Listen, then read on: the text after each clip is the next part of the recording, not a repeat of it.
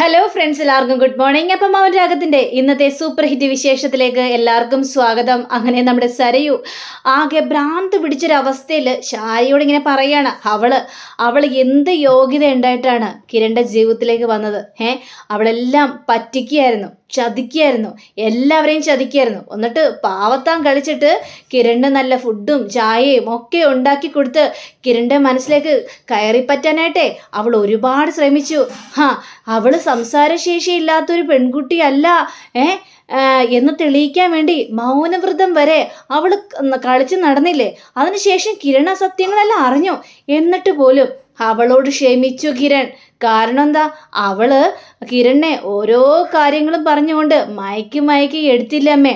അവൾ പഠിച്ചത് എത്ര? വെറും 4ാം ക്ലാസ് വരെ. എന്നിട്ടോ അവളിപ്പോ വലിയ ഡിസൈനറായി തീർന്നിരിക്കുകയാണ്, ഇന്ത്യൻ വർക്ക് ഡിസൈനർ. അതുവരെ ആയിരിക്കുന്നു. ഇപ്പൊ അവൾ നന്നായിട്ട് ഇംഗ്ലീഷൊക്കെ സംസാരിക്കും. അവളെ ആ ലെവലിലേക്ക് എത്തിച്ചു കിരൺ. ആ ഭാഗ്യങ്ങളെല്ലാം കിട്ടേണ്ടത് എനിക്കല്ലേ അമ്മേ. അമ്മ ഒന്ന് ചിന്തിച്ച് നോക്കിക്കണ്ടേ. എൻ്റെ ജീവിതമാണ് അവൾ കുളം തോണ്ടിയത്. ഞാൻ കിരണിനോട് തട്ടാമുട്ടിത്തര കാര്യങ്ങളും പറയുന്നുണ്ടെങ്കിലും പക്ഷേ കിരണല്ലാതെ വേറൊരാളും എൻ്റെ മനസ്സിലുണ്ടായിരുന്നില്ല. കിരണിനെ അത്രമാത്രം ഞാൻ സ്നേഹിച്ചതായിരുന്നു, ഞാൻ സ്വന്തമാക്കണമെന്ന് വിചാരിച്ചിരിക്കുകയായിരുന്നു. അപ്പോഴല്ലേ അവൾ കയറി വന്നത്. പിന്നീട് കിരൺ എന്നോട് ദേഷ്യമായി, അവന് എന്നെ വേണ്ടാതെയായി. ആ മന്ത്രവാദിനി കല്യാണി എൻ്റെ കിരണിൻ്റെ മനസ്സ് മയക്കി എടുക്കുകയായിരുന്നു. അവളെ ഞാൻ ഇനി വെറുതെ വിടണമെന്നോ? ഒരിക്കലും ഇല്ല അമ്മേ. ഞാൻ ഇനി അവളെ വെറുതെ വിടില്ല. എന്നെ എല്ലാവരും ചതിച്ചു. ദേ കണ്ടില്ലേ, ആ താരാന്ന് പറഞ്ഞ താടകയും എന്നെ ചതിച്ചില്ലേ. എനിക്ക് ഓരോരോ അമ്മയുള്ളു, അത് അമ്മ മാത്രമാണ്. അമ്മയെ മാത്രം ഞാൻ ഇനി വിശ്വസിക്കുള്ളൂ, വേറെ ആരെയും ഞാൻ വിശ്വസിക്കാനായിട്ട് പോകുന്നില്ല. ഇത് കേട്ടാ ശാരിയാണെങ്കിൽ ഞാൻ അപ്പോഴേ പറഞ്ഞല്ലേ മോളെ, ഇതൊന്നും നടക്കാത്ത കാര്യമാണ്, ഒരിക്കലും മോളെ അംഗീകരിക്കാനായിട്ട് പോകുന്നില്ല എന്ന്. എന്നിട്ട് മോൾ അതുവല്ലം വിശ്വസിച്ചോ? അതൊന്നും വിശ്വസിച്ചില്ല. പക്ഷേ ഞാൻ ഒരു കാര്യം വിശ്വസിച്ചിരുന്നു അമ്മേ. എൻ്റെ പ്രസവിച്ച അമ്മയല്ലേ, എന്നെ വർഷങ്ങൾക്ക് ശേഷം കാണുകയല്ലേ, അപ്പോൾ എൻ്റെ ആഗ്രഹങ്ങളെല്ലാം സാധിച്ചു തരുമെന്ന് ഞാൻ വെറുതെ എൻ്റെ ബുദ്ധിക്ക് എനിക്ക് തോന്നിയതാണ്. പക്ഷേ അവരെനിക്ക് വലിയൊരു ചതി തന്നെയാണ് ചെയ്തിരിക്കുന്നത്. അവർ പോട്ടെ, അവരെ കൊല്ലാൻ തന്നെയായിരുന്നു ഞാൻ അങ്ങോട്ട് ചെന്നത്. പക്ഷേ അതൊന്നും നടന്നില്ല. അതിനു മുമ്പ് തന്നെ അവരവിടെ നിന്ന് രക്ഷപ്പെട്ട് കളഞ്ഞു. അവരെ സ്നേഹിച്ചത് മുഴുവനും കല്യാണിയാണെന്നേ, അല്ല എന്നെയൊന്നും അല്ല. എൻ്റെ ഒപ്പം ജീവിച്ച് അവർക്ക് സുഖസന്തോഷത്തോടെ കഴിയാമെന്നൊക്കെ വിചാരിച്ചു. സ്വന്തം മോളുടെ അടുത്തല്ലേ, അപ്പോൾ അവർക്കൊല്ല അല്ലലില്ലാതെ കഴിയാമല്ലോ. പക്ഷെ ഞാൻ ഇങ്ങനെ ഒരു കാര്യം പറഞ്ഞു കഴിഞ്ഞപ്പോഴേക്കും അവർക്കത് അവിടെ അംഗീകരിക്കാനായിട്ട് അവർ തയ്യാറുമായില്ല എന്നും പറഞ്ഞുകൊണ്ട്. പക്ഷേ ഇതുകൊണ്ടൊന്നും ഞാൻ അവസാനിപ്പിക്കാനായിട്ട് പോകുന്നില്ല. കിരണാണ് എൻ്റെ മനസ്സിൽ. അവനെ എനിക്ക് സ്വന്തമാക്കണം. എനിക്ക് സ്വന്തമാക്കാൻ പറ്റിയില്ലെങ്കിലും കല്യാണി ഏതാണ്ട് തീർന്ന മട്ടി തന്നെയാണ്. അവളെ ഞാൻ കൊല്ലുക തന്നെ ചെയ്യും എന്ന് പറഞ്ഞുകൊണ്ട് സരയു ഇങ്ങനെ ഒരു ഭ്രാന്തി എന്ന രീതിയിൽ തന്നെ ഇങ്ങനെ സംസാരിക്കുകയാണ്. സരയുവിൻ്റെ പെരുമാറ്റവും കാര്യങ്ങളൊക്കെ കാണുമ്പോൾ ശാരിക്ക് പേടിയുണ്ട്. പക്ഷേ ശാരി എന്തെങ്കിലും എതിർത്ത് സംസാരിച്ച് കഴിഞ്ഞിട്ടുണ്ടെങ്കിൽ ശാരിയെയും ഇല്ലാതാക്കും എന്ന് ശാരിക്ക് നന്നായിട്ട് തന്നെ അറിയാം. അതുകൊണ്ട് അപ്പോൾ സരയിനെ പറയുന്നുണ്ട്, എൻ്റെ അച്ഛൻ ബഗാസുരൻ എന്ന് വിളിക്കുന്ന അയാളും എന്നെ പ്രസവിച്ച അമ്മ ആ താടക എന്ന താരയുമായിരുന്നില്ലേ. പക്ഷേ അവരൊന്നും എനിക്കൊരു ഗുണം ഉണ്ടായിരുന്നില്ല. പക്ഷേ എൻ്റെ അച്ഛൻ എനിക്ക് വേണ്ടി എല്ലാം ചെയ്യാനായിട്ട് തയ്യാറായിരുന്നു. ഈ കിടക്കുന്ന എൻ്റെ അമ്മയും വളർത്തമ്മ, ആ അമ്മയും എനിക്ക് വേണ്ടി എല്ലാം ചെയ്യാനായിട്ട് തയ്യാറായിരുന്നു. അതുകൊണ്ടാണല്ലോ അമ്മയ്ക്ക് ഇങ്ങനൊരു അവസ്ഥ വന്ന് ഇപ്പോൾ ഹോസ്പിറ്റലിൽ കിടക്കേണ്ട ഗതിയൊക്കെ വന്നത് എന്ന് പറഞ്ഞ സരയു ഇങ്ങനെ പറയാം. മോളെ അതൊന്നും സാരമില്ല. എപ്പോഴും പെറ്റമ്മയല്ല, ഒരു മക്കളെ ആരാണോ സ്നേഹിച്ച് വളർത്തുന്നത് അവരാണ് ആ പെണ്ണിൻ്റെ യഥാർത്ഥ അമ്മ. അതിപ്പോൾ നിന്റെ കൺമുന്നിൽ തെളിഞ്ഞതല്ലേ മോളെ എന്നൊക്കെ പറയാണ്. അങ്ങനെ പറഞ്ഞുകൊണ്ട് സരയുവിനെ കുറേ കാര്യങ്ങളൊക്കെ പറഞ്ഞ് ആശ്വസിപ്പിക്കുന്നുണ്ട്. പക്ഷേ സരയു ഒരു കാര്യത്തിനും ആശ്വാസം പിടിക്കാനായിട്ട് തയ്യാറല്ല. പിന്നീട് കാണിക്കുന്നത് ജയിലാണ്. അപ്പോൾ നമ്മുടെ മനോഹറും അതേപോലെ തന്നെ പ്രകാശനും കൂടി ഇന്ന് സംസാരിക്കുകയാണ്. അപ്പോൾ പ്രകാശൻ പറയുന്നുണ്ട്, എന്ത് ചെയ്യാനാടാ, എനിക്കെൻ്റെ പെൺമക്കളോടൊപ്പം ജീവിച്ച് കൊതി തീർന്നിട്ടില്ല. അതിനു മുമ്പ് തന്നെയാണ് ജയിലിലായത്. പക്ഷേ ഞാനിപ്പോൾ ജയിലിലായിരുന്നില്ലെങ്കിൽ ആ വിക്രം എന്ന് പറഞ്ഞ എൻ്റെ മകൻ എൻ്റെ മകൻ എൻ്റെ പെൺമക്കളെല്ലാവരെയും കൊന്നാനായിരുന്നു. അതൊന്നും എനിക്ക് കണ്ട് സഹിക്കാനായിട്ട് പറ്റില്ലട മനോഹറെ. ഇതൊക്കെ കേട്ടുകഴിഞ്ഞപ്പോഴേക്കും അങ്കിള് പറഞ്ഞ സത്യം തന്നെയാ. എനിക്കും ഇതേപോലെ പുറത്തു പോകണമെന്നൊക്കെ ആഗ്രഹമുണ്ട്. ഇപ്പോഴേ സരയുവിൻ്റെ മനസ്സ് മാറിയിരിക്കുകയല്ലേ. അപ്പോൾ സരയനോടൊത്തും എൻ്റെ കുഞ്ഞിനോടൊപ്പം ജീവിക്കാനൊക്കെ എനിക്ക് ആഗ്രഹമൊക്കെ ഉണ്ട്. പക്ഷേ അവൾ എൻ്റെ കൂടെ ജീവിക്കുമെന്ന് എനിക്ക് തോന്നുന്നില്ല. അത്രയ്ക്കും വലിയ മനസ്സൊന്നും അവൾക്ക് ഇല്ലെന്ന് തന്നെയാണ് തോന്നുന്നത്. ഇല്ലടാ, എല്ലാം ശരിയാവോടാ. ദൈവം നമുക്ക് ഇത്രയൊക്കെ തന്നെ കാണിച്ചു തന്നല്ലോ. പക്ഷേ ബാക്കിയുള്ളവരെല്ലാവരും എന്നെ സ്നേഹിച്ചു തുടങ്ങിയത് എന്തുകൊണ്ടാങ്ങളെ? ആ ഗംഗാപ്രസാദിനെ കൊന്നതുകൊണ്ടല്ലേ? അല്ലടാ, നീ എങ്ങനെയാടാ അവിടെ എത്തിയത് എന്ന് ചോദിച്ചു കഴിഞ്ഞപ്പോഴേക്കും അത് പിന്നെ ഞാൻ ഏതായാലും എൻ്റെ മോളെ കാണാൻ വേണ്ടിയാണ് അവിടെ വന്നത്. സരയു ചടങ്ങിനെത്തും, അപ്പോൾ എനിക്ക് എൻ്റെ മോളെ കാണാലോ, ഒന്ന് ആരും കാണാതെ ഒന്ന് എടുക്കാലോ എന്നൊക്കെ വിചാരിച്ചു കൊണ്ടാണ്. എടാ, പക്ഷെ സരയു ആ നിമിഷം ആ ചടങ്ങിന് എത്തിയില്ലായിരുന്നല്ലോ. അതവിടെ ഞാൻ എത്തിയതിന് ശേഷമല്ലേ അങ്ങളെ ഞാൻ അറിഞ്ഞത് സരയു ചടങ്ങിന് വന്നിട്ടില്ല എന്ന്. എന്നിട്ട് പോലും ഞാൻ അവിടെ നിന്ന് പോയില്ല.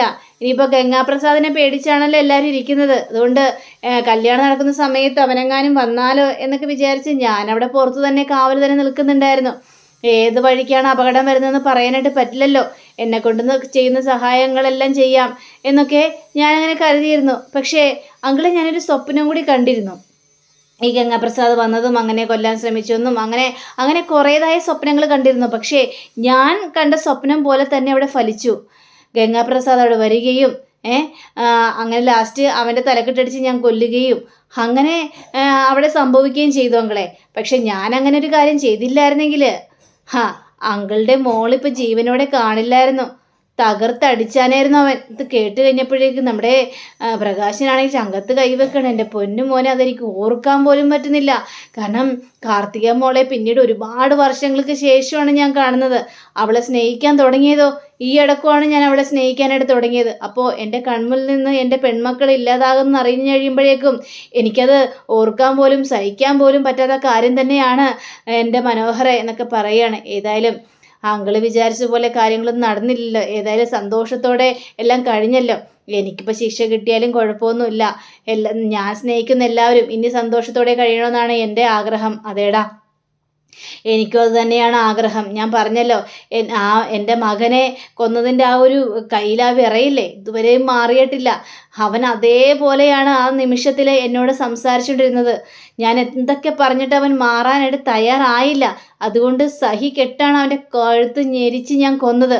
ആ ഒരു മരവിപ്പിലായിരുന്നല്ലോ ഞാൻ, ഭയങ്കരേറെ മരവിപ്പിൽ. എൻ്റെ മക്കളെ കാണാനായിട്ട് ഇപ്പം എനിക്ക് ആഗ്രഹം തോന്നുകയാണ്. ആ ഒരു മരവിപ്പിൽ നിന്ന് ഞാൻ ഇപ്പോഴാണ് കുറച്ചൊന്ന് മോചിതനായത്. ഇപ്പം എനിക്ക് തോന്നുകയാണ് എനിക്കൊന്ന് പുറത്തേക്ക് ഇറങ്ങണമെന്നൊക്കെ, അവരോടൊപ്പം താമസിക്കണമെന്നൊക്കെ എനിക്ക് തോന്നുവാടാ എന്നൊക്കെ പറയാണ്. അങ്ങളെ, എല്ലാം സാധ്യമാവും അങ്ങളെ. പിന്നെ കല്യാണി മോളും കിരൺ മോനൊക്കെ എന്നോട് പറഞ്ഞിട്ടുണ്ട് കോടതിയിൽ കുറ്റം സമ്മതിക്കരുതെന്ന്. അങ്ങനെ സമ്മതിച്ചു കഴിഞ്ഞിട്ടുണ്ടെങ്കിൽ അച്ഛന് വീണ്ടും ജയിലിൽ വാസമായിരിക്കും. അതുകൊണ്ട് അവർ പറയുന്ന പോലെ തന്നെ കേൾക്കാൻ തന്നെയാണ് എൻ്റെ തീരുമാനം. ഞാൻ പറഞ്ഞല്ലോ, എനിക്ക് ശിക്ഷയൊന്നും പേടിച്ചിട്ടൊന്നുമല്ല. പക്ഷേ എൻ്റെ മക്കളോടൊപ്പം താമസിക്കാനുള്ള കൊതി കൊണ്ടാണ് ഞാൻ അങ്ങനെയൊക്കെ പറയുന്നത് എന്നിങ്ങനെ സംസാരിച്ചുകൊണ്ടിരിക്കുന്ന സമയത്താണ് പോലീസുകാരൻ വരികയാണ്. പോലീസുകാരൻ വന്നിട്ട്, എടാ മനോഹരെ, എടാ നിനക്കൊരു സന്തോഷ വാർത്തയുണ്ട് കേട്ടോ. ഇത് കേട്ട മനോഹർ ഞെട്ടിപ്പോ, എന്താ സന്തോഷ വാർത്ത എന്നിങ്ങനെ ചോദിക്കാം. അതെ, നിനക്ക് പരോളിനുള്ള ഒരു വകുപ്പ് വന്നിട്ടുണ്ട്. ചന്ദ്രൻ സാറില്ലേ, ആ സാർ ഇടപെട്ടുകൊണ്ട് തന്നെയാണ് പരോളിന് ഇങ്ങനൊരു വകുപ്പ് നിനക്ക് വന്നിരിക്കുന്നത്. ഇത് കേട്ട മനോഹറിന് സന്തോഷം കൊണ്ട് മതിർക്കണേ. ഏതായാലും സാറേ, നന്ദിയുണ്ട് സാറേ. സാറ് പറഞ്ഞത് എനിക്ക് വിശ്വസിക്കാനായിട്ട് പറ്റുന്നില്ല സാറേ. എനിക്കിനി പുറത്തു പോയി എൻ്റെ മോളെ ഒന്ന് കാണാലോ. മോളെ കാണാം. പിന്നെ നിൻ്റെ ഭാര്യയുടെയും മനസ്സൊക്കെ മാറിയിട്ടുണ്ടല്ലോ. അപ്പം നിൻ്റെ ഭാര്യയോടൊത്തും മകളോടൊപ്പം നിനക്ക് ഒരു വീട് താമസിക്കാമല്ലോ. എടാ, ആ ഒരു സന്തോഷമൊക്കെ നിൻ്റെ മനസ്സിലില്ലേ? ആ ഒരു സന്തോഷമൊക്കെ എൻ്റെ മനസ്സിലുണ്ട് സാറേ. പക്ഷേ നീ അവിടെ നിൻ്റെ മകളോടൊപ്പമൊക്കെ താമസിക്കുമ്പോൾ നിൻ്റെ പഴയ സ്വഭാവം പുറത്തേക്ക് കൊണ്ടുവരരുതടാ മനോഹറെ. അപ്പം ഇത് കേട്ട മനോഹറിന് ആകെ ഒരു ചെറിയൊരു സങ്കടമൊക്കെ ഇങ്ങനെ തോന്നുകയാണ്. ശരി, നടക്കട്ടെ, എങ്കിൽ പിന്നെ പരോളിനുള്ള കാര്യങ്ങളൊക്കെ റെഡിയാക്കാം എന്നും പറഞ്ഞുകൊണ്ട് ഇയാൾ അവിടെ നിന്ന് പോവുകയാണ്. പോയി കഴിഞ്ഞപ്പോഴേക്കും നമ്മുടെ പ്രകാശിന് ഭയങ്കര സന്തോഷം. പ്രകാശനാണ്, എടാ സന്തോഷമായിരുന്നു നിനക്ക്, നീ ആഗ്രഹിച്ച പോലെ തന്നെ കാര്യങ്ങൾ നടക്കാൻ പോവല്ലേ, നീ പരോള് കിട്ടിയല്ലോ, എടാ സന്തോഷത്തോടെ കഴിയടാ. ഇപ്പോൾ ഏതായാലും ഈ സരയുവിന് നിന്നോട് ഒരു ദേഷ്യവും ഇല്ല. സരയുവിന് ദേഷ്യമൊക്കെ മാറി. അപ്പോൾ നിനക്ക് സരയുവിനോടൊപ്പവും നിൻ്റെ കുഞ്ഞിനോടൊപ്പം സന്തോഷത്തോടെ ജീവിക്കാമല്ലോ. നീ അവിടെ പോയി സന്തോഷത്തോടെ കഴിയും. അങ്ങളെ, സരയുവിൻ്റെ ഒപ്പം നിൽക്കുമെന്ന് എനിക്ക് തോന്നുന്നില്ല. കാരണം അത്രയ്ക്കും അവൾ മനസ്സ് മാറിയിട്ടുണ്ടെന്ന് തോന്നുന്നില്ല. അവൾക്ക് എന്നോട് ദേഷ്യമില്ലെന്ന് പറഞ്ഞാൽ സത്യം തന്നെയാണ്. പക്ഷെ ഉള്ളിൻ്റെ ഉള്ളിൽ എന്നോട് എന്തൊക്കെയോ ഒരു നീരസം ഉണ്ട് അവൾക്ക്. അത് ഉറപ്പുള്ള കാര്യം തന്നെയാണ് അങ്കളെ. എടാ അതൊക്കെ മാറൂടോ.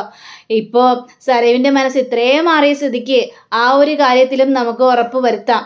അവളുടെ മനസ്സ് നന്നായിട്ട് തന്നെ മാറുക തന്നെ ചെയ്യും. നിങ്ങൾ സന്തോഷത്തോടെ കഴിയും. നിന്റെ കുഞ്ഞിനെ പിന്നെ നിനക്ക് പിരിയേണ്ട ഒരു ആവശ്യം വരില്ലട മനോഹരെ. പക്ഷേ പരോൾ എത്ര ദിവസത്തേക്ക് അങ്കളെ? കുറച്ച് ദിവസത്തേക്കല്ലേ പരോൾ ഉണ്ടാവുള്ളൂ. എടാ അത്രയെങ്കിൽ അത്ര. നമ്മൾ ഈ ജയിലിൽ കിടക്കുന്നവർക്കൊക്കെ അങ്ങനെ ഒരാഴ്ചയെങ്കിൽ വർഷങ്ങളുടെ ഒരു മതിപ്പ് വരും നമുക്ക്. അവരോടൊപ്പം ജീവിക്കാനും അവരോട് സംസാരിക്കാനും പറ്റുന്ന ആ ഒരു നിമിഷത്തിൽ അത് പറഞ്ഞറിയിക്കാനുള്ള സന്തോഷം തന്നെയാണ് കിട്ടുന്നത്. സന്തോഷമായെങ്കിലേ ഏതായാലും അങ്കിളും എത്രയും പെട്ടെന്ന് തിരിച്ചു വരുമെന്ന് തന്നെയാണ് എൻ്റെ വിശ്വാസം. ശരിയടാ, എങ്കിൽ പിന്നെ നീ പോയിട്ട് വാ എന്നും പറഞ്ഞുകൊണ്ട് മനോഹരൻ അങ്ങോട്ട് പറഞ്ഞയക്കുകയാണ്. അങ്ങനെ പിന്നീട് സരയുനെയും ശാരിയെയും കാണിക്കണം. അപ്പോൾ സര ഈ കാര്യം തന്നെ പറഞ്ഞുകൊണ്ടിരിക്കുന്നത്, കല്യാണിയെ കൊല്ലണം എന്നും പറഞ്ഞുകൊണ്ട് ഒറ്റ കാര്യം പറഞ്ഞുകൊണ്ടിരിക്കുന്നത്. മോളെ എന്തൊക്കെ ഇനി സംഭവിക്കാൻ പോകുന്നെന്ന് ഒരു പിടുത്തമില്ലല്ലോ. ഇനി എന്ത് സംഭവിക്കാനായിട്ട്? ഒരു കാര്യം സംഭവിക്കാനായിട്ട് പോകുന്നില്ല. രണ്ടും കൽപ്പിച്ച് തന്നെയാണ് ഞാൻ. പിന്നീട് നമ്മുടെ താരയെ കാണിക്കണം. അപ്പം താര വേറെ അങ്ങോട്ടല്ല ചെന്നിരിക്കുന്നത്, മൂങ്ങാമുത്തശ്ശി താമസിക്കുന്ന ആ ഒരു ആശ്രമത്തിലേക്കാണ് ചെന്നിരിക്കുന്നത്. അപ്പം താരയെക്കുറിച്ചുള്ള സകല ഡീറ്റെയിൽസും ഇവരോട് പറയുകയാണ്. ഇതൊക്കെ അപ്പോൾ കേട്ടെങ്കിലും ഇവർ പറയുകയാണ്, ഏതായാലും നിങ്ങളിവിടെ താമസിക്കാൻ വന്നിരിക്കുകയാണെങ്കിൽ നിങ്ങളുടെ ബന്ധുക്കാരെയൊക്കെ നിങ്ങൾ വിവരം അറിയിക്കണം. ഇപ്പോൾ ഈ അമ്മ പറഞ്ഞതുപോലെ തന്നെ നിങ്ങളെ നോക്കാനായിട്ട് പലരും ഉണ്ടെന്നല്ലേ പറഞ്ഞിരിക്കുന്നത്. പക്ഷേ വേറൊരു സാഹചര്യം കൊണ്ട് നിങ്ങൾക്ക് ഇങ്ങോട്ട് വരേണ്ടി വന്നു.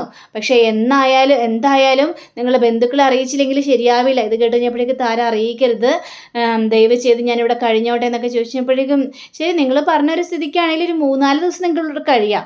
അതിനുശേഷം അറിയിക്കേണ്ടവരെയൊക്കെ എനിക്ക് അറിയിച്ചേ മതിയാവുള്ളൂ. അതിൽ നിങ്ങൾ തടസ്സമൊന്നും വെക്കാനായിട്ട് നിൽക്കരുത്. അപ്പം മുത്തശ്ശിയാണെങ്കിൽ നിവൃത്തിയില്ലാത്തത് കൊണ്ടാണ് കുറച്ച് ദിവസം ഇവിടെ താമസിക്കട്ടെ, എന്നിട്ട് നമുക്ക് വഴിയെ അറിയിക്കാം. ഏതായാലും അമ്മ പറഞ്ഞത് കൊണ്ട് ഓക്കെ. പിന്നെ അമ്മ ഇവിടെ വന്നപ്പോഴും കല്യാണിക്ക് സത്യങ്ങളൊന്നും അറിയില്ലായിരുന്നു. പിന്നീടാണ് കല്യാണി മേഡം ഇവിടെ അമ്മയുണ്ടെന്ന് അറിഞ്ഞു കഴിഞ്ഞ് എല്ലാവരെയും ഏറ്റെടുത്തത്. അത്രയ്ക്കും നല്ലൊരു മനസ്സുള്ള ആളാണ് കല്യാണി മേഡം എന്നൊക്കെ അവിടെ ഇരിക്കണ മേഡവും പറയുകയാണ്. അമ്മേ, ഇനിയിപ്പോൾ അമ്മയുടെ റൂമിൽ തന്നെ ഈ ഇവരും താമസിച്ചോട്ടെ, കുഴപ്പമൊന്നുമില്ല. അവിടെയുള്ള അമ്മനെ ഞാൻ വേറെ ഏതെങ്കിലും റൂമിലേക്ക് മാറ്റിക്കോളാം, എന്താ അത് സമ്മതമല്ലേ എന്നൊക്കെ പറഞ്ഞപ്പോഴേക്കും വളരെയേറെ സന്തോഷം തോന്നിക്കുക. അങ്ങനെ താരയും കൊണ്ട് മൂങ്ങാമുത്തശ്ശി നേരെ അന്തേവാസികളുടെ അടുത്തേക്ക് ചെല്ലുകയാണ്. ഇതാണ് താര എന്നൊക്കെ ഇങ്ങനെ പറയാണ്. സരയുന്ന് കേട്ടിട്ടില്ലേ? സരയുവിൻ്റെ അമ്മയാണെന്നും പറയാണ്. പിന്നെ അല്ലാതെ സരയുവിനെ കുറിച്ചും താരയെക്കുറിച്ചൊക്കെ ഒരുപാട് കാര്യങ്ങളെല്ലാം ഈ അമ്മ ഞങ്ങളോടൊക്കെ പറഞ്ഞിട്ടുണ്ട്. ഏതായാലും നിങ്ങൾ സന്തോഷത്തോടെ കഴിയായിരുന്നില്ലേ, പിന്നെ എന്തിനാ മകളെ വിട്ട് നിങ്ങൾ ഇങ്ങോട്ട് വന്നത് എന്നൊക്കെ ചോദിക്കുകയാണ്. അത് പ്രത്യേക ഒരു സാഹചര്യമുണ്ട്. എന്ത് ചോദിച്ചിട്ടും ഒന്നും മിണ്ടുന്നില്ല, എന്താണ് കാര്യം ഒന്നും പറയുന്നുമില്ല. താമസിയാതെ നമുക്ക് കാര്യങ്ങളെല്ലാം മനസ്സിലാക്കാം എന്ന് പറഞ്ഞുകൊണ്ട് താരയെ വിളിച്ചുകൊണ്ട് പോവുകയാണ്. അങ്ങനെ പിന്നീട് സരയു ആണെങ്കിൽ ശാരിയോട് സംസാരിക്കുന്ന രംഗമാണ് കാണിക്കുന്നത്. മോളെ സരയു, ഏതായാലും താര അവിടെ നിന്ന് ഇറങ്ങിപ്പോയി. ഇനി താര ഇടയ്ക്കിടയ്ക്ക് കല്യാണിക്ക് മെസ്സേജ് ഇരിക്കുന്നുണ്ടായിരുന്നു, മോള് സൂക്ഷിക്കണം എന്ന് പറഞ്ഞുകൊണ്ട്. ഇനി അവള് പോയി ഫോണിൽ കൂടി വല്ല മെസ്സേജ് അഴക്കോ, നീയാണ് ഇതിനെല്ലാത്തിനും കാരണമെന്നും പറഞ്ഞുകൊണ്ട്. അവരതല്ല അതിന് ചെയ്യാനും സാഹചര്യം ഉണ്ടെന്ന് എനിക്ക് തോന്നുന്നത്. പക്ഷെ മോളെ, താരയെ ഒരിക്കലും വിശ്വസിക്കാനായിട്ട് പാടില്ല. അവളെ കല്യാണിയെ ഒരുപാട് സ്നേഹിച്ചതാ, നിന്നെ സ്നേഹിച്ചിട്ടില്ല. അത് എനിക്ക് മനസ്സിലാക്കാൻ പറ്റുന്ന കാര്യം തന്നെയാണ്. നിന്നെ ഒരിക്കലും സ്നേഹിച്ചിട്ടില്ല. അപ്പോൾ ഈ ശാരിയാണെങ്കിൽ സരയുവിൻ്റെ മനസ്സ് ഒന്നും കൂടി ഇളക്കാനുള്ള ശ്രമത്തിൽ ഇങ്ങനെ നടക്കുകയാണ്. എന്തായാലും അവർ ഒന്നും ചെയ്യാനായിട്ട് പോകുന്നില്ല. അവരെനിക്ക് കണ്ണിനേരെ കണ്ടൂടാ. അവർ ചെയ്യട്ടെ എന്നേ, അവർ പരമാവധി ചെയ്യട്ടെ എന്നൊക്കെ പറഞ്ഞുകൊണ്ടിരിക്കുന്ന സമയത്താണ് അതേ നമ്മുടെ കിരൺ കയറി വരുന്നത്. അപ്പോൾ കിരണിനെ കണ്ടു കഴിഞ്ഞപ്പോഴേക്കും ശാരിയാണെങ്കിൽ മോനെ, നിന്നെക്കുറിച്ച് ഇപ്പോൾ പറഞ്ഞതേ ഉള്ളൂ, നിന്നെക്കുറിച്ച് സംസാരിച്ചുകൊണ്ടിരിക്കുകയായിരുന്നു. അതെ, നിങ്ങൾക്കൊരു സന്തോഷ വാർത്തയുണ്ട്. സന്തോഷ വാർത്തയോ? പക്ഷേ അത് നിങ്ങൾക്ക് എത്രമാത്രം സന്തോഷം തരുമെന്നൊന്നും എനിക്കറിയില്ല. മനോഹറിന് പരോള് കിട്ടി, അവൻ പുറത്തിറങ്ങുന്നുണ്ടെന്ന് പറയാം. ഇത് കേട്ട സരയു ഇങ്ങനെ അന്തം വിട്ട് നോക്കി നിൽക്കുകയാണ്. എന്താ സരയു, സന്തോഷമായില്ലേ? പിന്നെ പരോളിന് മനോഹർ ഇറങ്ങിക്കഴിയാൻ നേരത്തെ ഇനിയിപ്പോൾ മകൾക്കൊപ്പം താമസിക്കാമല്ലോ. അത് വളരെ സന്തോഷമുള്ള കാര്യമല്ലേ? ഇത് കേട്ട് കഴിഞ്ഞപ്പോഴേക്കും സരയു, നിനക്ക് എന്തെങ്കിലും എതിർപ്പുണ്ടോ? നിനക്കിപ്പോൾ എതിർപ്പൊന്നും കാണില്ലല്ലോ. എനിക്കെന്ത് എതിർപ്പ് കിരൺ? എനിക്കൊരു എതിർപ്പുമില്ല. വരട്ടെ, മനോഹറിനെ വേണമെങ്കിൽ ഞാൻ ജയിലിൽ പോയി കൂട്ടിക്കൊണ്ട് വരണോ? ഓഹോ, അത് ശരി. അപ്പം അത്രയ്ക്ക് നിൻ്റെ മനസ്സ് മാറിയായിരുന്നോ എന്ന് ചോദിക്കുകയാണ്. അത് പിന്നെ നിങ്ങളൊക്കെ ഇങ്ങനെ പറയുമ്പോൾ എനിക്ക് മനസ്സ് മാറ്റാതിരിക്കാനായിട്ട് കഴിയില്ലല്ലോ. ഞാൻ വേണമെങ്കിൽ കൂട്ടിക്കൊണ്ട് വരാം. അങ്ങനെ അത് തന്നെയല്ലേ ഞങ്ങൾ പല പ്രാവശ്യം സരി നിന്നോട് പറഞ്ഞിട്ടുള്ളത്. ഇനിയിപ്പോൾ മനോഹർ വരുമ്പോൾ താര ആൻറ്റിക്കൊപ്പവും നിനക്കും കുഞ്ഞിനൊപ്പം ഒക്കെ മനോഹരം കഴിയട്ടെന്നേ, സന്തോഷത്തോടെ ജീവിക്കട്ടെ. താര ആൻറ്റിക്കും അത് വലിയൊരു ആശ്വാസമാകുമല്ലോ. താര ആൻറ്റിയുടെ മനസ്സറിയാൻ വേണ്ടിയാണ് കല്യാണി അവിടെ പോയത്. എന്നിട്ട് ഒന്നും പറഞ്ഞുമില്ല. കല്യാണി ഇങ്ങോട്ട് തിരികെ പോരുകയും ചെയ്തു. അപ്പോൾ മനോഹരം കൂടി കണ്ടു കഴിയുമ്പോൾ താര ആൻറ്റിയുടെ മനസ്സൊക്കെ ശരിക്കും അങ്ങോട്ട് മാറുക തന്നെ ചെയ്യും. ആ ശരി കിരൺ, ആയിക്കോട്ടെ, എങ്കിൽ പിന്നെ ഞാൻ അങ്ങോട്ട് ചെല്ലട്ടെ എന്ന് പറഞ്ഞുകൊണ്ട് കിരൺ പോവാ. കിരൺ പോയപ്പോൾ തന്നെ നമ്മുടെ സരിവാണിൽ കണ്ടില്ലേ, അവൻ വരുന്നുണ്ടെന്ന്. ആ മനോഹർ, അവനെ ഞാൻ തീർക്കും. എൻ്റെ മുന്നിലേക്ക് ആയുധങ്ങളില്ലാതെ ഒരു ശത്രു കയറി വരികയാണ്. അപ്പം തീർക്കണ്ടേ അവനെ. മോളെ, നീ എന്തിനുള്ള പുറപ്പാടാണ് മോളെ? ദേ, അങ്ങനെ വല്ല സംഭവിച്ചു കഴിഞ്ഞിട്ടുണ്ടെങ്കിലും നിന്റെ ജീവിതം പോകില്ലേ? അല്ലെങ്കിലും ഞാൻ ആഗ്രഹിച്ചതുപോലെ നിനക്ക് കിട്ടാനായിട്ട് പോകുന്നില്ല. അപ്പം അതിനു മുമ്പ് തന്നെ എൻ്റെ ആഗ്രഹം ചിലതെങ്കിലും സാധിക്കണ്ടേ. മനോഹരനെ ഞാൻ തീർക്കും. അതേപോലെ തന്നെ കല്യാണിയെയും ഞാൻ വിധിച്ച ആ സമയം വരെ അവർക്ക് ആയുസുള്ളൂ. അവരെ ഞാൻ ഒടുക്കുക തന്നെ ചെയ്യും എന്നിങ്ങനെ പറയാം. അപ്പം അങ്ങനെയും കാണിച്ചുകൊണ്ടാണ് നമ്മുടെ ഇന്നത്തെ റിവ്യൂടെ അവസാനിച്ചിരിക്കുന്നത്. അടുത്ത റിവ്യൂവിനെ കാത്തിരിക്കുക. സബ്സ്ക്രൈബ് ചെയ്യുക. എല്ലാവർക്കും നല്ലൊരു ദിനം ആശംസിച്ചുകൊണ്ട് തന്നെ നമസ്കാരം. Thank you. See you. By.